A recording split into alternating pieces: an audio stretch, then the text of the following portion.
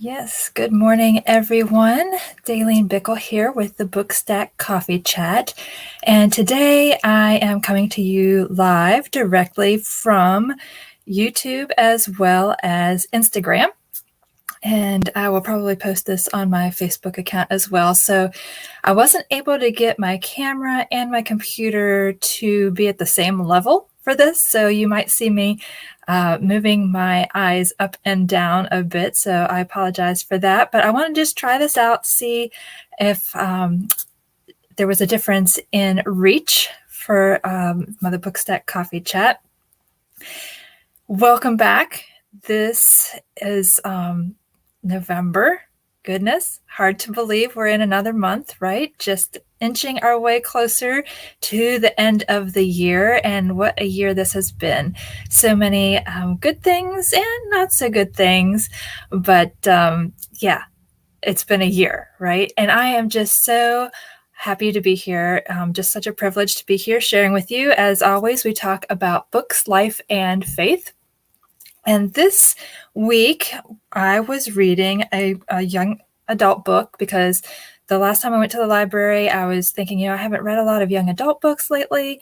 Let's see what's out there. So I went to the library, just grabbed what was on top of the shelves. Grabbed a few, and the one that I read this week is one that has been out for a few years, 2015, and apparently it's been on a lot of the middle school reading lists and the Battle of the Books list. So maybe you are familiar with it, or your tween, preteen, teenager maybe has read it. If so, I would love to know your thoughts. Share them in the comments. I welcome those. And the book itself, and forgive me, I forgot to put my little banners up, but the book itself, let me type it really quickly for you if you are watching on YouTube. It is I Will Always Write Back. And it is by, and I know I'm going to massacre the names, it's by Caitlin Alafarenka and Martin Ganda. Or Gonda, I'm not quite sure how you pronounce that. I will always write back. Put that on there. And so it says the subtitle is How One Letter Changed Two Lives. So this, it's not really showing very well on my green screen for YouTube and Facebook, but if you can see that up here on Instagram, I Will Always Write Back. And it's an interesting book, really. It really is. And it's about two pen pals, one from the United States in Pennsylvania, the female, and a boy, Martin, who is in Zimbabwe. Had to stop and think for a minute. So these two people, Caitlin and Martin, begin writing back and forth as pen pals when Caitlin is 12, I believe, and Martin is 14. And so they, correspond all through school and things of that nature. And it attracted me because I had several pen pals in my middle school and high school years. And I'm curious if any of you have had pen pals in the past. My very first one was actually in second grade, and it was a pen pal from a girl in Vermont. So our second grade teachers had the classes correspond back and forth and share letters. So I loved that experience, and I was so excited when she sent me a bottle of pure maple syrup, right? So I enjoyed that experience, but it only lasted for the one half of a school year, and then we lost touch. But then whenever I got into middle school and into language classes, our language teacher encouraged us to become pen pals. And so I did, and I had a pen pal in England, I had a pen pal in Japan, and I had a pen pal in France. And wrote to all three of them for years, but the one in France, I maintained contact, for maybe 8-10 years. It's a while. Into my adulthood, after we got married, after my husband and I got married, continued to correspond. We've since lost touch, which is sad, but we had a fabulous pen pal relationship. So that is primarily what struck the chord with me. And I was like, oh, what's this going to be about? And so the layout of the book is them current day reflecting back on their childhoods and what was going on in their lives at those times. And then there are excerpts of their letters that they wrote back and forth to each other. And then it takes it up through the current day. But unlike, traditional pen pals like I had, where we just shared about experiences, and with my French pen pal, I tried to learn French, and so I'd try to write in French, and he would respond with, red pen all marked up, and I did horribly with my French writing. He was very patient with me and understanding. But even more than that, these two pen pals became almost like siblings. They just loved each other. And despite having not met each other at that point, all throughout their school years, they nevertheless formed this bond and this relationship. And they, at first, were superficial, right? Just sharing basics about, their cultures. But then partway through the book, they begin to realize that they need to be honest with each other, right? And so Martin actually shares about the extreme poverty and the challenges of daily life for he and his family. And so, at first, Caitlin didn't realize this. And so she had just sent a dollar bill because she wanted him to see what the currency was like in America. And that dollar bill, unbeknownst to her, was worth so much money in Zimbabwe and was able to help them buy food for that week. And they hadn't had bread in over a month, I think it was. I mean, just things that so many of us in America and many other countries take for granted. Just basic staples like bread and eggs and a meat of any kind, whether it's beef or chicken or pork. There are lots of people that don't have that. They consider that a luxury. And so it was very eye-opening. I mean, I was aware of some of the poverty that happens still to this day in Zimbabwe and other African countries, as well as other places in the world. But it was interesting to hear his personal experience and how so little from America could make such a huge impact for someone else in another country. Like, for example, Caitlin had read that, learned more about their monsoon season and how the rain just always came. And so she and her family sent a tarp for their roof and collapsible buckets so they could capture rainwater and have clean drinking water. And they made such an impactful, lasting difference in their lives.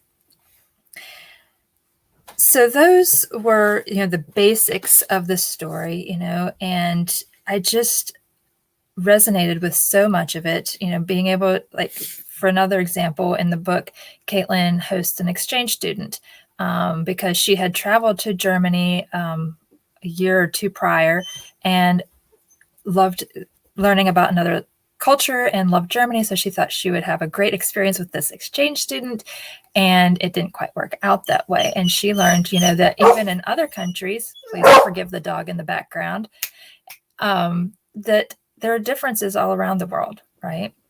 That not everyone shares the same experiences. And I know whenever I had traveled to other countries when I was in college, you'd get a whole new perspective of life and an appreciation for what you have and what others maybe don't have, and how that can make a difference. And so I thought it was great how the book showed their growth and their maturity and their appreciation of others. Get quiet. And it really shows how, if we are willing to step out and just give a little bit, how much it can benefit others. The one thing, because that I like to mesh the books that I'm reading with our lives as well as faith and my Christian faith. And so while the book mentions God in passing and faith in general a couple of times. It's not a theme by any means. And if you've been watching me for any time, you also know how much it breaks my heart when the Lord's name is taken in vain. And unfortunately, this was done 3 times in this book. And one other word was included a couple of times, which I thought really were unnecessary. The story and the other dialogue would have been perfectly fine without including those. I'm not quite sure if there's like some traditional publishing rule that you have to include these types of words in a book nowadays. It's, to me, it's unnecessary. And it, like I said, the Holy Spirit in me just sighs and is disappointed. But overall, the story and everything is good, but they missed the overall arching thing, is that God brought all of this together, right? He brought them together, and he allowed, there were just instances after instances where you could see that God was lining up all these pieces unbeknownst to them, right? And I just, when as I was reading through this, the emphasis for Caitlin was on getting a good job, right? Her dad was able to provide for the family because he had a good job. Her mom worked part-time to pay for the extras, the little fun stuff that they wanted to do. And Caitlin got a job, yes, to learn responsibility and all of that, but to have fun money, right? Nothing wrong with that. But over and over again, the emphasis seemed to be on, if you get a good job, you can do whatever you want and you can have the life that you want. And across the ocean, Martin, it was all about education.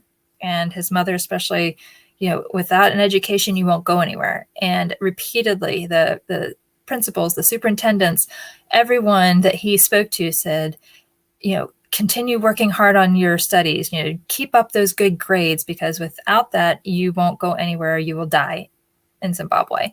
And yes, that is partially true. But we have to also look at the bigger picture, right? We have to remember that God is ultimately in control and that he is able to do miraculous things, even when we don't know how it's going to happen or how we can ever get out of the situation we're in. If we trust in him and look to him for guidance, he will provide those ways. I loved how the book shared about helping others and the importance of helping others. That is so true. I loved how they ended, by saying, just a little paying attention to the little things. Like there were some things that Martin had written in his letters that at first she had overlooked and just dismissed. She's like, well, that's kind of an odd comment. But then later, when she finally started realizing the desperation that he was in, and she'd go back and see those clues. So are we, picking up on the clues that others are dropping at our feet? How can we reach out to others, whether we're writing to them as a pen pal or as we're interacting with them, a stranger at the store, people in our family? How can we pick up on those clues? We can ask the Lord to, just open our eyes and our ears to those things around us, and then to show us how we can actively step in and help them in concrete ways, whether it's financially or whether it's providing items, small items that might help them, or a word of encouragement, right? And especially prayer. We can always help with prayer. I just thought that was so good, so good. And especially for kids to read this too, it's a good reminder that they, no matter what your age, age is not a factor in God's economy. He can work through all of us. So I also loved how they were willing to share their stories. They were both honest, it seemed to be. I mean, I'm taking them at their word, right? But they were open and willing to share their experiences. And they didn't have to do that. They didn't have to share the good things that they did and the bad things that they did and the things that they regretted and all of that. But they stepped out in courage. And they did that, and it was able to help other people. And she says at the end about how they were asked to speak at different places, especially schools, after the book came out. This was published in 2015. And so many people were impacted just by their stories. She impacted Martin's life by helping him and his family financially and to live and thrive where they were. He helped her overcome her blinders, right, about what life was like, and realized that she was taking so many things for granted and how privileged she was. So he helped her in that regard. And then they both helped all of us as readers to see how we can step into the bigger picture and help others, right? By sharing our stories. So what is your story? What areas of your life have you overcome? What challenges? What was your childhood like? Have you shared your story? Many of us have not. Some of us have shared parts of it. But many of us are either thinking that our story doesn't matter, that it's not important, no one's interested, and that is not true, as we can see from this book, right? Because she could have thought, well, who would be interested in my old pen pal letters, right? But so many of us are. And the same is true for each of us. We each have a story, and God has given us unique stories that can impact others. And to help with that, I highly encourage you to write your life story, not necessarily to publish it like they did theirs, with a traditional publisher and all of that, but to write your story, even if it's just in a notebook or on a computer, for your family, for those closest to you. That's a real passion of mine. And I've written a book, the collection, 1-year collection of weekly writing prompts. Let me get a copy of it here. And this is a collection of 52 writing prompts. I don't know if you can see that up there on Instagram. This is available on my website, dailenbickle.com.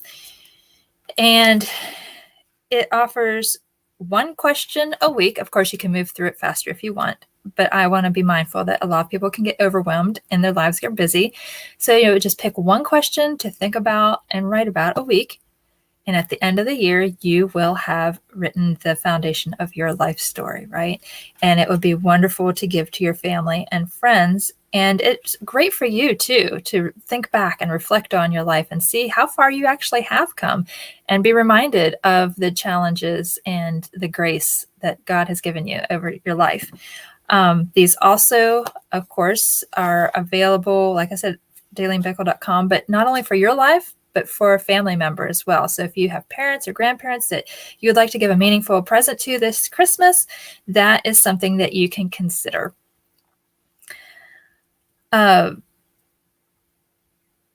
Another opportunity that I have to help you write your story is my Ink and Impact Facebook group. So if you are on Facebook and you are looking for a writing group, a Christian supportive writing group, this one is for you. I encourage you to go there and check that out and join. I share encouragement and resources over there on that platform.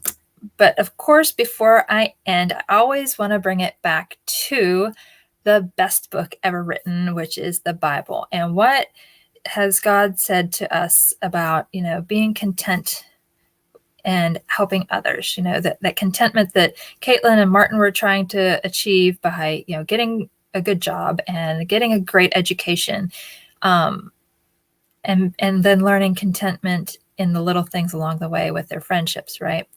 Well, it brought me to, let's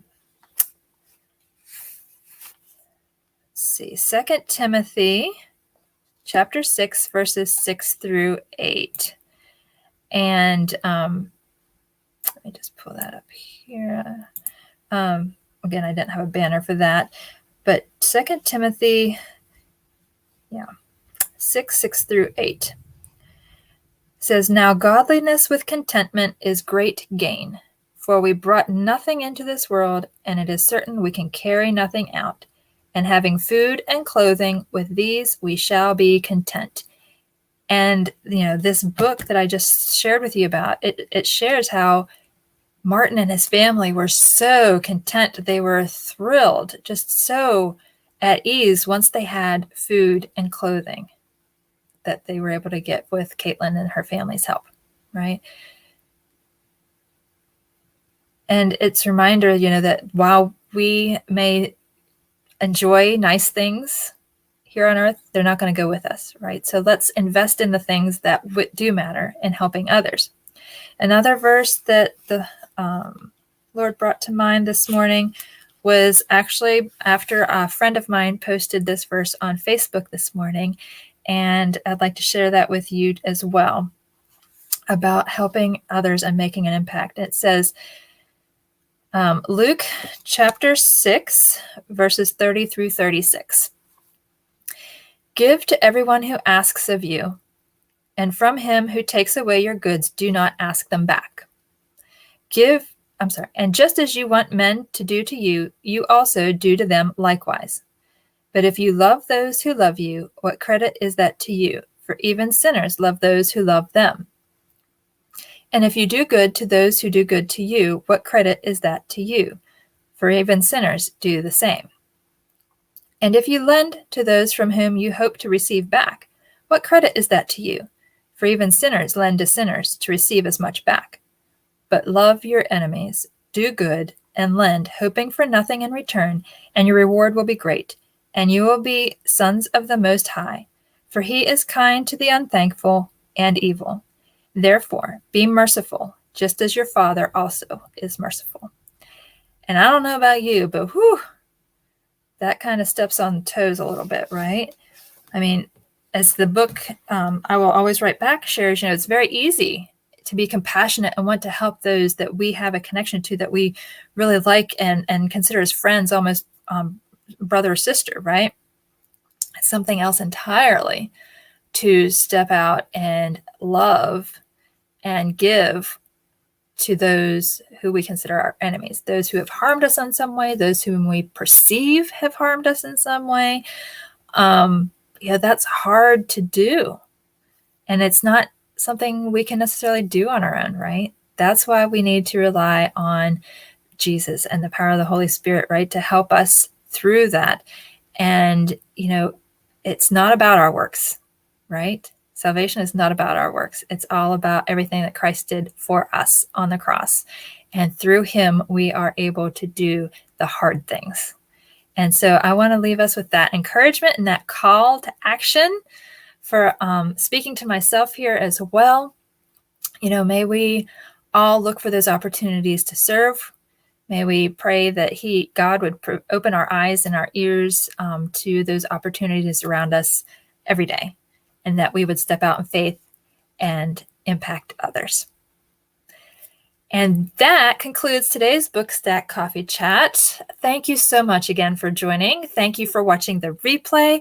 Please post in the comments your thoughts about today's conversation, what you are reading as well. Love to know that. Add to my to be read list that always grows weekly. And I look forward to joining you next week. Have a wonderful day. God bless.